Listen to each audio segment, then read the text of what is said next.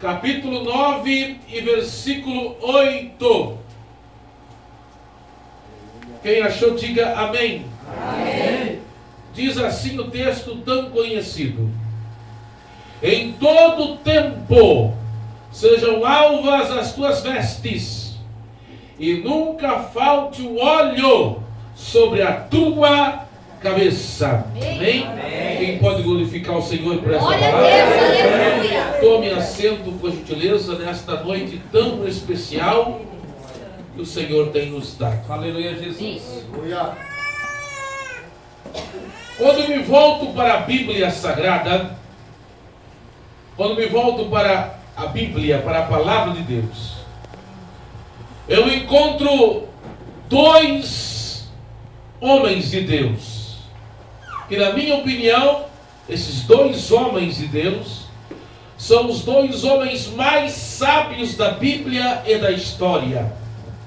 Primeiro é Daniel. Daniel, ele tinha uma sabedoria vertical, uma sabedoria espiritual, que desvendava os mistérios de Deus. Tão sábio que Daniel era. Ele foi conselheiro de dois impérios mundiais. E a sua sabedoria é tão profunda que o contemporâneo, o profeta Ezequiel, vai citar ele como exemplo. Daniel, muito sábio, homem muito amado. E o Senhor vai dizer para ele: tu, porém, Daniel, vai até o fim. O outro homem sábio é Salomão, rei Salomão. Uma sabedoria horizontal, filosófica, uma sabedoria para reinar. Grande rei de Israel. Ele era tão sábio, Salomão era tão sábio em seu tempo, que sábios vinham testar ele com enigmas, e ele desvendava os enigmas, e não havia ninguém tão sábio como ele. E a fama da sua sabedoria se espalhou pela terra no seu tempo. Salomão, ele vai ter o privilégio e a honra de escrever 3 livros na Bíblia. Primeiro, ele vai escrever Cantares na sua juventude, depois Provérbios na sua meia-idade, e ele vai escrever Eclesiastes na sua velhice. Ele vai escrever aquele texto que os irmãos já falaram aqui: lembra-te do teu Criador nos dias da tua mocidade. Então Salomão, ele vai ter esse privilégio de escrever esses 3 livros. Salomão vai dizer coisas muito profundas no livro de Eclesiastes, ensinamentos para aqueles que eram mais jovens, ensinamentos que iriam ser aplicados na vida e na existência humana, graças à experiência que Salomão havia adquirido em sua vida.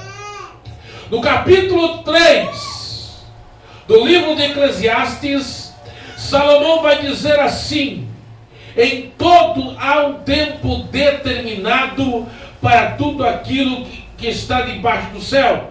Há tempo de se alegrar, há tempo de sorrir, há o tempo do vale e há o tempo do monte.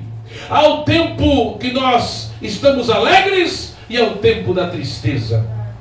Mas eu quero dizer uma coisa: não sei qual é o tempo que você está vivendo. Não sei se é o tempo da tristeza ou se é o tempo da alegria. Eu não sei se é o tempo do vale ou é o tempo do monte. Vale fala de prova, de luta. Ou é o tempo do monte, o tempo da vitória, do refrigério. Mas eu tenho uma certeza absoluta: se você está com Deus, no tempo do vale, Deus está contigo. Aleluia. Se você está na presença de Deus, no tempo do monte, no tempo da bonança, Deus está com você. O nosso Deus, ele não é limitado ao tempo. Deus não fica velho, quem fica velho é o homem. Deus não envelhece. A Bíblia diz que Jesus Cristo é o mesmo ontem, hoje e eternamente. O nosso Deus não está limitado ao tempo, né pastor Alcides? O nosso Deus é atemporal. Ele é eterno. Mas mesmo, isso aqui é forte, mesmo que ele não esteja limitado ao tempo, ele age no tempo. Glória a Deus. Ele vai trabalhar no tempo. Quer ver só? Moisés. 40 anos no palácio, príncipe. O Egito em 1500 a.C. era a maior potência mundial. Billy Graham ele vai dizer que se Moisés, é claro, uma comparação que Billy Graham faz, que naquela época Moisés seria tão sábio como um cientista da NASA. O conhecimento que ele tinha, mas Deus não queria um grande estadista. Aí Deus leva ele para pastorear a ovelha que nem dele era no sogro dele, o sogro Jetro. Mais 40 anos cheirando ovelha, pastoreando ovelha. Aí a sarça vai arder e não se consumir. Deus vai dizer: Moisés, 40 anos de príncipe, 40 anos de pastor de ovelha, agora vem aqui comigo. 40 anos de profeta, conversando face a face comigo. Então teve um tempo para a preparação do Moisés, irmão. E hoje não. Hoje por aí, eu sei que aqui na Milícia de Cristo não acontece, mas em alguns lugares por aí, irmãos, camarada se converte hoje. Deixa eu usar essa expressão, me perdoe usar essa expressão, ainda está nas fraldas, ele está nas fraldas ainda, nem sabe direito, há muitas coisas da palavra, do ensinamento bíblico, não tem muito conhecimento bíblico, aí já é pastor amanhã, irmão. Eu ando por aí pregando, irmãos. Eu gosto de vir pregar aqui, porque aqui eu sei que os irmãos são maduros. Aleluia! E eu digo isso não só porque estou aqui, eu sempre digo isso para outros irmãos também. Mas tem um lugar por aí que você vê o camarada como pastor, você coloca a mão no cabelo, meu Deus do céu, como é que é pastor? A imaturidade, as besteiras que falam em cima da tribuna. Meu Deus. Por quê? Porque não passou o processo, irmão. Tem um tempo, o tempo de ouvir, o tempo de aprender, para depois pregar.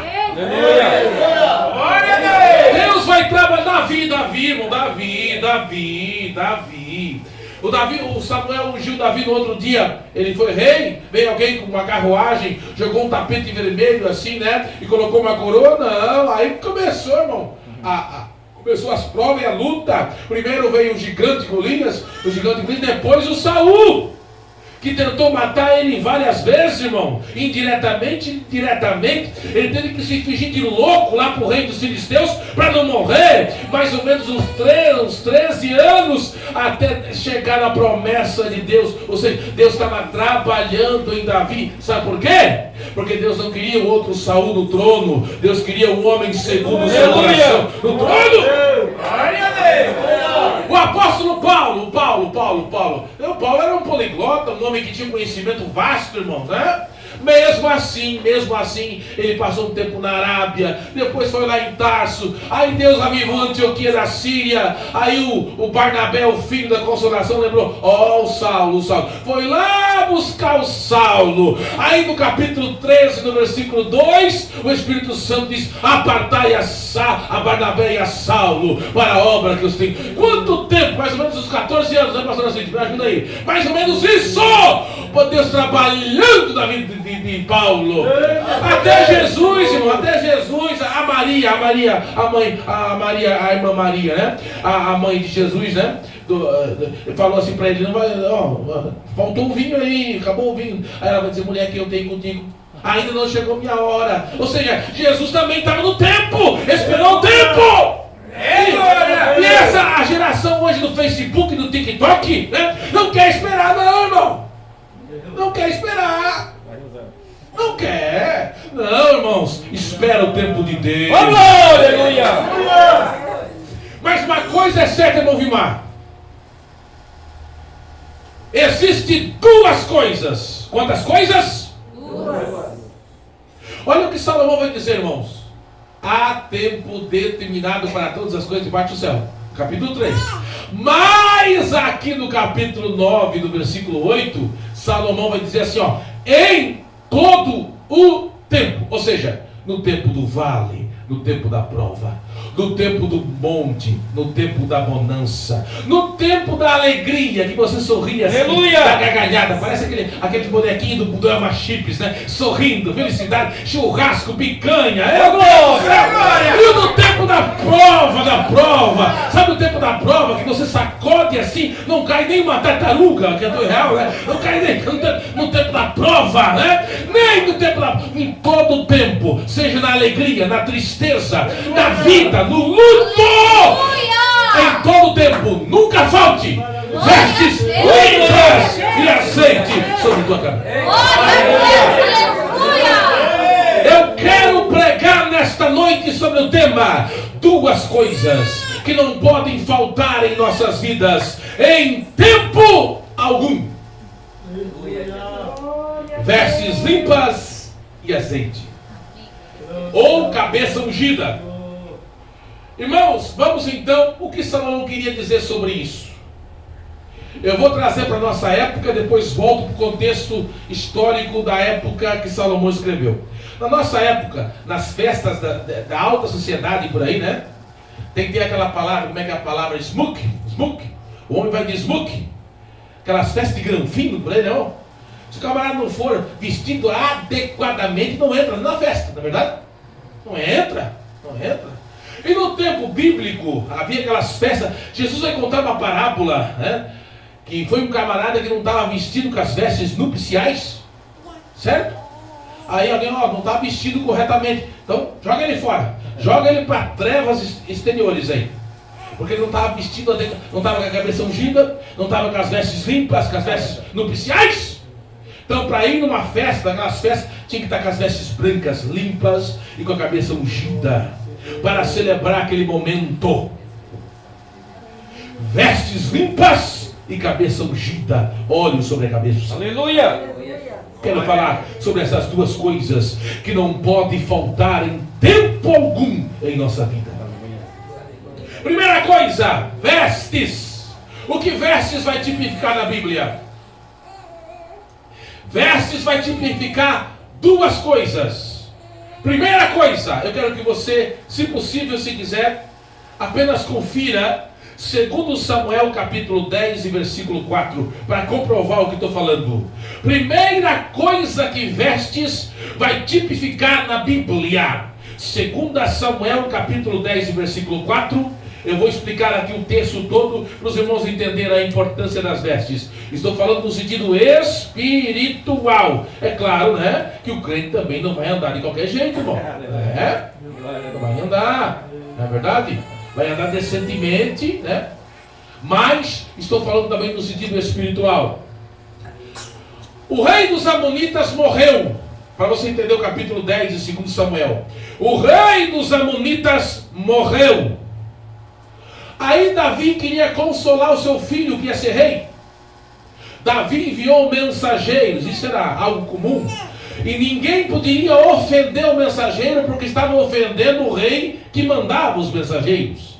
Aí, quando os mensageiros chegaram na capital dos Amonitas, os conselheiros do novo rei falaram: olha, eles não vieram não te consolar, não. Eles vieram espiar a terra.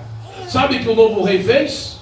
Pegou os mensageiros de Davi, cortou a barba, isso aqui é forte, e cortou as vestes ao ponto de aparecer, me perdoe aqui falar, as nádegas. E Davi ficou sabendo disso em Jerusalém.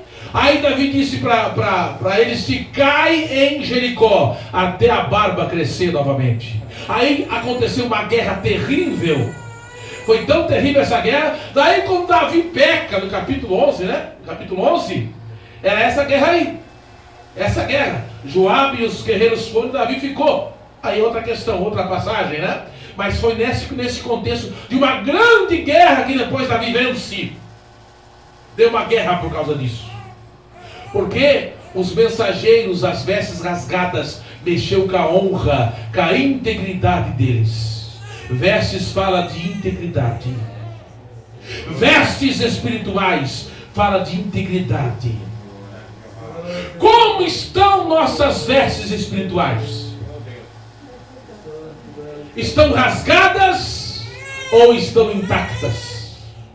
Porque tem muita gente, irmão, que era uma bênção na casa de Deus, mas saiu da presença do Senhor, e lá fora, irmãos, o diabo não tem pena, o diabo não tem dó. O que o diabo faz com o ser humano que sai da presença de Deus é terrível. É verdade. Esses dias eu estava andando lá perto de casa. Lá perto de casa, eu moro no Fátima. Não sei se fui no restaurante comer, alguma coisa assim. Eu vi o rapaz cantava. Eu já preguei e ele cantou em muitos cultos comigo. Eu vi assim, eu olhei assim, não conheci, disse, não pode ser. Não pode. Não pode.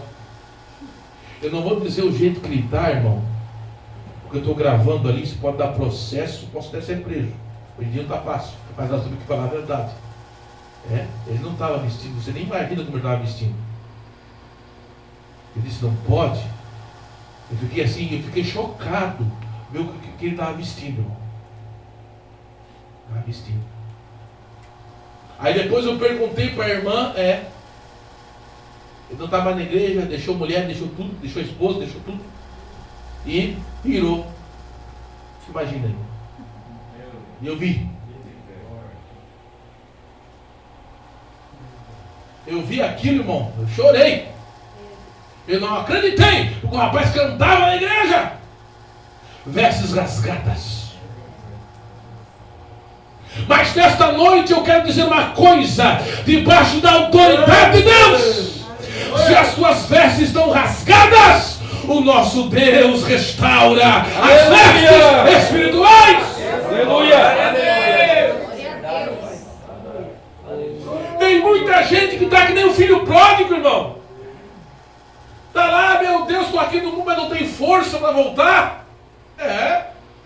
Mas quando ele chegou de volta, o pai beijou ele e o pai disse, trazei depressa, olha só, a melhor roupa, o anel e põe a sandália nos pés. Ou seja, irmãos, quando a pessoa volta para Jesus, a roupa espiritual é restaurada.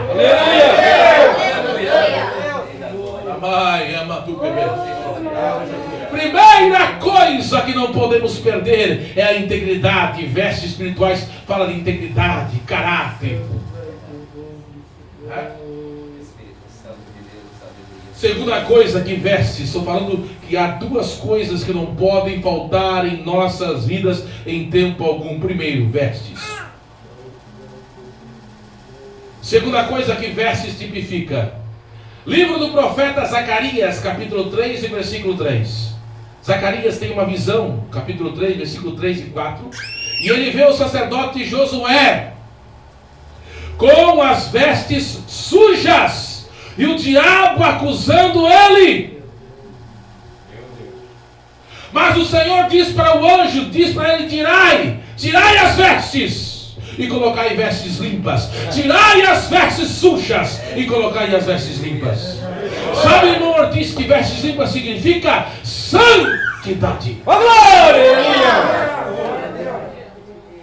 Irmãos, tem muita gente por aí, irmãos, com, gravata, vestido bonito assim, irmão, né?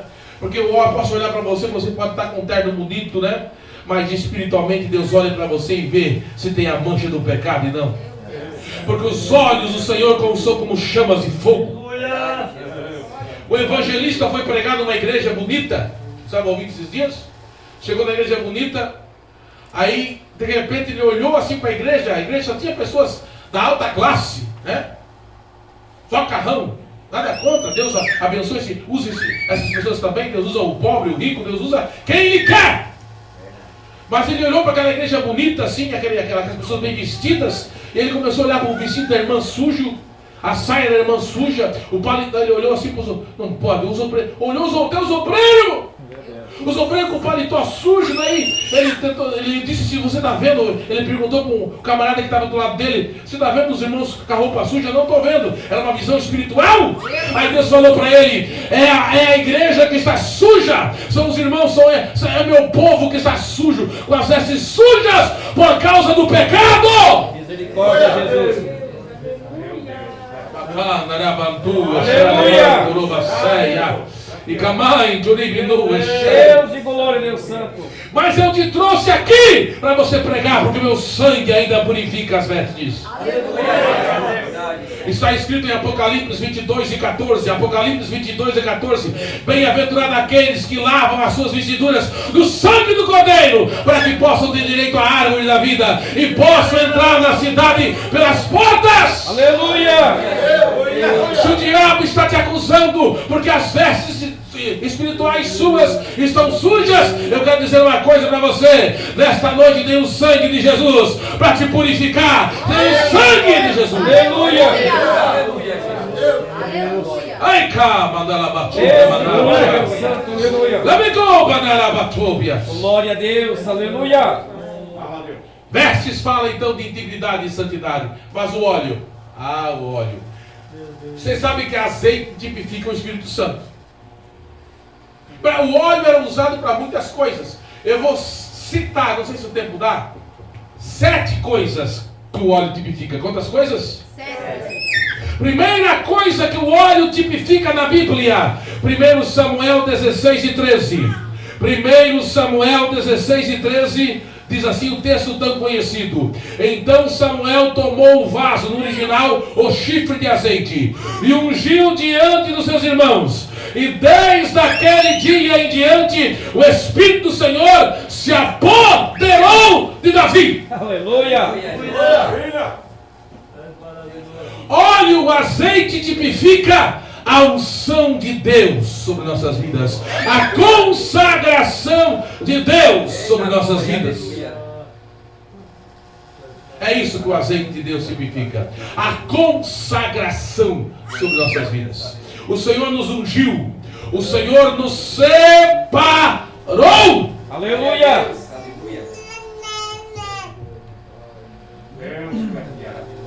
Agora a unção não vem de qualquer forma, não, irmãos.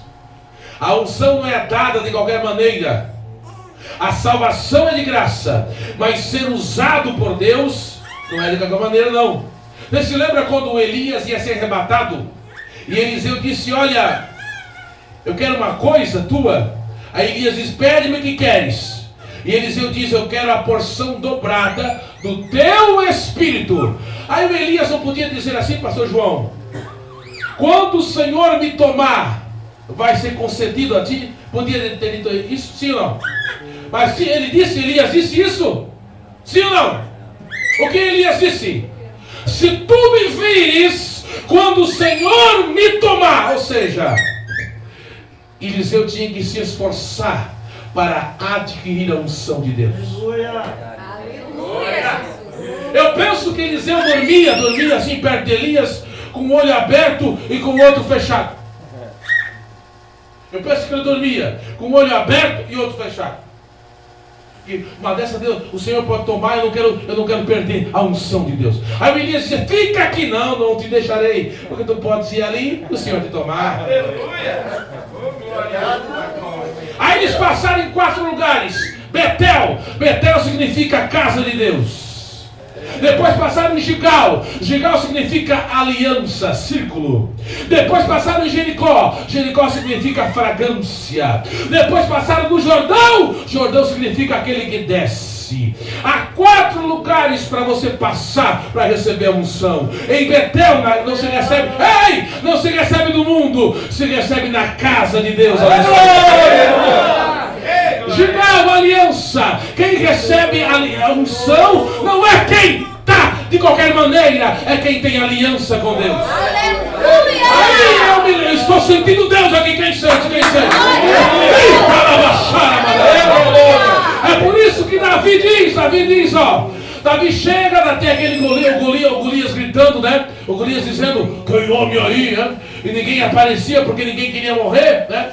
E o rei falava: olha, quem matar vai pagar mais IPTU, vai ter minha filha como mulher, vai ser genro do rei, né? Mas ninguém tinha coragem, né? Porque ninguém tinha unção.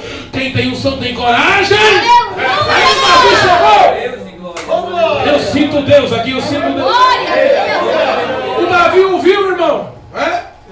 O Davi ouviu e o Davi vai dizer assim: quem é esse incircunciso? Sabe, circuncisão fala de aliança. Davi estava dizendo: quem é esse aí? Esse bobão aí que não tem aliança com Deus. Eu tenho aliança com Deus, eu vou matar ele. Aleluia! Diga, fala de aliança. Depois Jericó, fragrância. A fragrância, perfume, beleza. Jericó é símbolo do mundo, irmão. Ter a unção de Deus é rejeitar o Jericó, rejeitar o mundo. E depois aquele que desce, Jordão, irmão, para receber a unção não sobe, desce aos pés do Senhor, desce.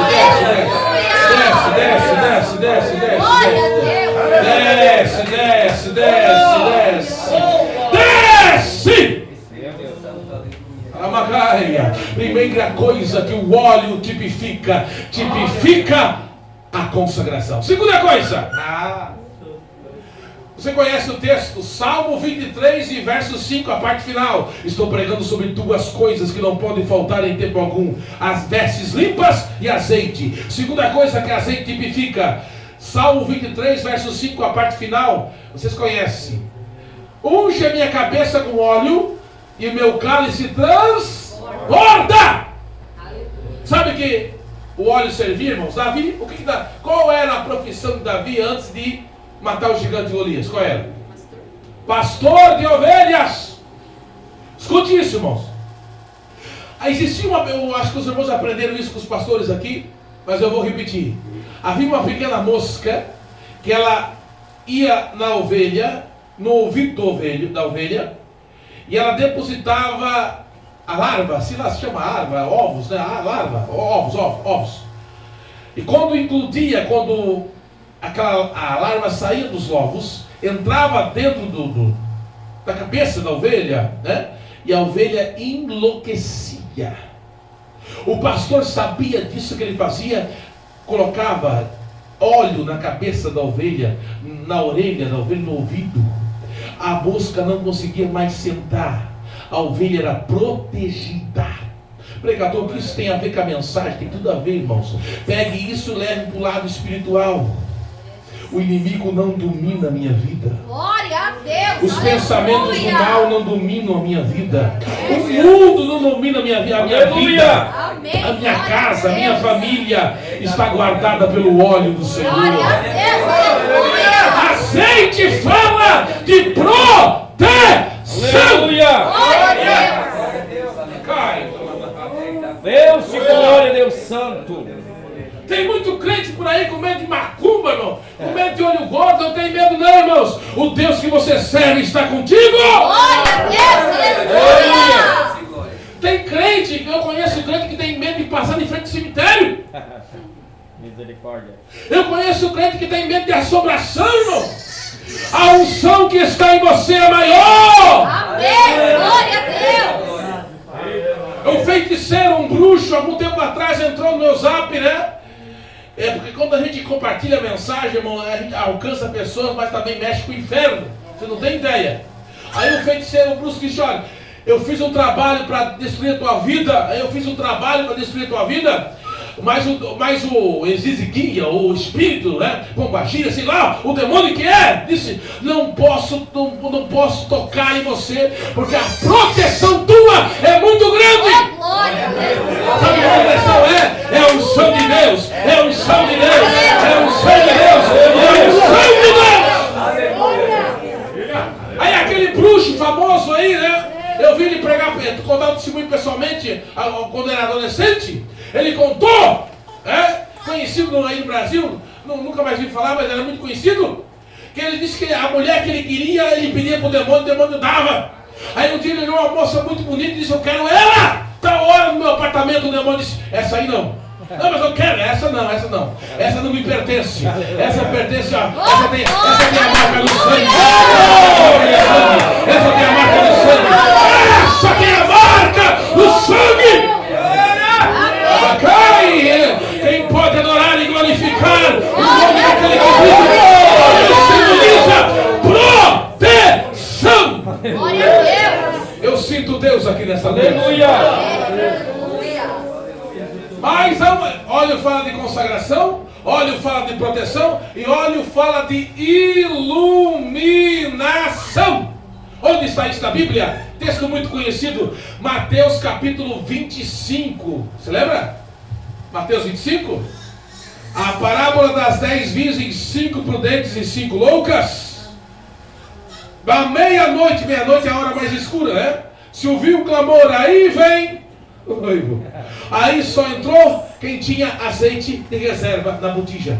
Por que tinha que ter azeite na lamparina? Por quê? Porque trazia iluminação. Era o jeito daí, ó, a lamparina aqui, ó, a lamparina, no escuro, na escuridão. Aí, a noiva reconhecia o noivo. Isso aqui é forte, irmãos. E o noivo reconhecia pela iluminação da lamparina a noiva. Pegou aí? Vou falar, irmão. Você acha que eu não vou falar? Quando Deus olha para a terra, Ele não olha assim, ó, lá eu só vou levar a milícia de Cristo, só vou levar a Assembleia de Deus, só vou levar Deus. Não, não olha a placa de igreja, não olha a posição eclesiástica, não. Sabe o que Ele olha? Ali tem azeite. Ali tem azeite, ali tem azeite. Ali tem azeite. Aí a macumba, Natal, a macumba. Aleluia! Tem azeite aí, tem azeite aí. Dá um sinal, tem azeite aí. Dá um sinal se tem azeite aí. Deus, glória, aleluia. Que vem, Cobanaço, Deus de glória. Irmãos, olha só. A mulher de Sunem chamou seu marido e disse: ela disse, olha que esse que passa aí é um velhaco, compra e não paga. É um sem vergonha. Foi isso que ela disse? Não. Eis que esse que passa por nós é um santo homem de Deus. Porque a luz brilhava nele, irmão. A luz brilhava. A luz. Tinha azeite, tinha azeite, tinha azeite. Tinha iluminação. Deus. Eu sinto Deus aqui. Glória a Deus, aleluia. Óleo então tipifica a consagração, tipifica a proteção, tipifica a iluminação, tipifica também providência.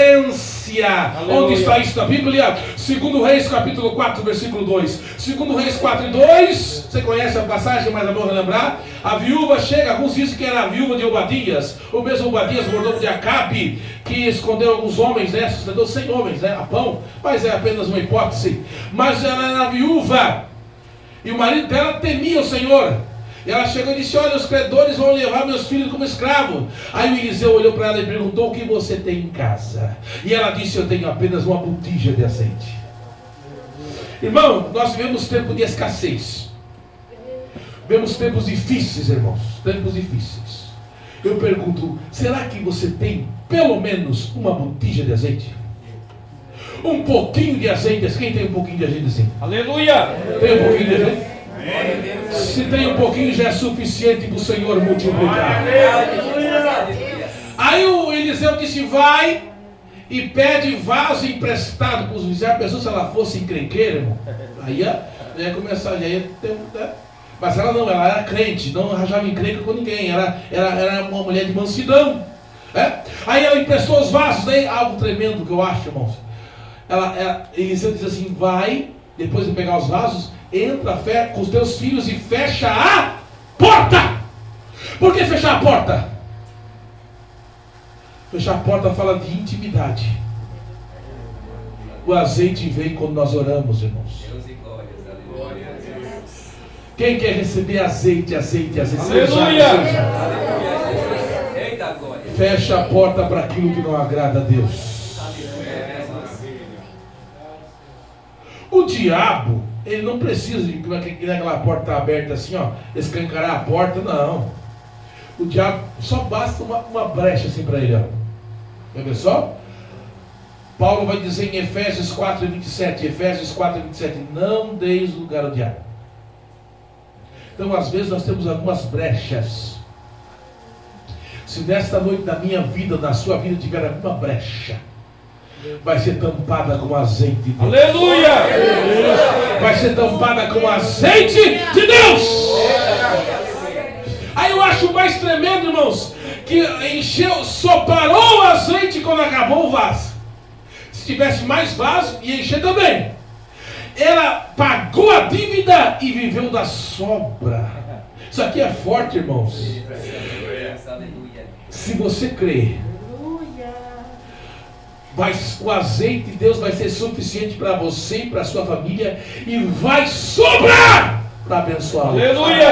Você vai ter a glória. Se você crê, a unção vai abençoar você, sua família e vai abençoar outras pessoas que estão em sua volta, porque vai soprar azeite na sua vida. Glória a Deus. É que o mundo precisa, irmãos. Nós vivemos uma época terrível em que as pessoas estão perecendo e o mundo precisa das pessoas que têm o azeite de Deus. Porque, para terminar a mensagem, que as horas já estão indo, existem mais 3 coisas que o azeite tipifica. Mais quantas falta? Falei 4. Mais 3. O azeite tipifica remédio. Tipifica o quê? Remédio. Onde está isso? Lucas 10:34. A parábola do bom samaritano, né? O bom samaritano parou, colocou vinho e azeite naquele homem e o levou para a estalagem. Se tem alguma coisa, tem alguma doença, seja física ou espiritual, tem azeite, tem remédio para a sua alma. Aleluia. E segunda coisa, azeite fala de cura. Onde está isso na Bíblia? Tiago 5, 14 e 15. Onde diz assim o texto: se está alguém enfermo entre vós, chamai os presbíteros da igreja, né? A oração da fé salvará o doente. Quem crê que o Senhor é da cura? Quem crê que o Senhor é da cura? E para terminar, irmãos, com isso eu termino. Quem está ouvindo? Quem está ouvindo? Quem está ouvindo? Tem azeite aí? Tem vestes limpas aí? Tem vestes limpas aí? E para terminar, azeite fala de resistência contra o mal. Onde está isso? 2 Tessalonicenses 2:7. 2 Tessalonicenses 2:7. Diz o texto, tão conhecido, já falei algumas vezes aqui, mas vou relembrar aos irmãos. Porque o mistério da justiça já opera, mas há um que ainda resiste, até que do meio seja tirado. Glória a Deus. O anticristo, o mal já está aí, operando, irmãos. Operando. Estão fazendo de tudo, né? E uma coisa assim que eu sempre digo para os irmãos, tem muita gente com medo de perseguição da igreja. Mas eu olho na história da igreja, quanto mais o diabo perseguiu a igreja, mais a igreja ficou poderosa. Porque Jesus falou em Mateus 16:18, edificarei a minha igreja, e as portas do inferno não prevalecerão contra ela. Aleluia! Esse um que resiste, aí alguns dizem na história que era o imperador Cláudio, porque Cláudio foi antes de Nero. Mas alguns entendem que é o Espírito Santo. Irmãos, o diabo tem os seus vasos. O inimigo está atuando. Mas o Espírito Santo está conosco. Glória a Deus. Você acha que Deus não quer destruir este mundo, irmãos? Mas a igreja está aqui. A igreja do Senhor está aqui conosco ainda. Mas uma coisa é certa. Nesta última hora que nós estamos vivendo, neste tempo tão difícil que nós estamos vivendo, eu olho para a Bíblia Sagrada e eu vejo Acabe, Jezabel assumindo o trono. E no tempo mais difícil, em que como nunca antes a religião a Jeová foi ameaçada de se extinguir, Deus levantou Elias.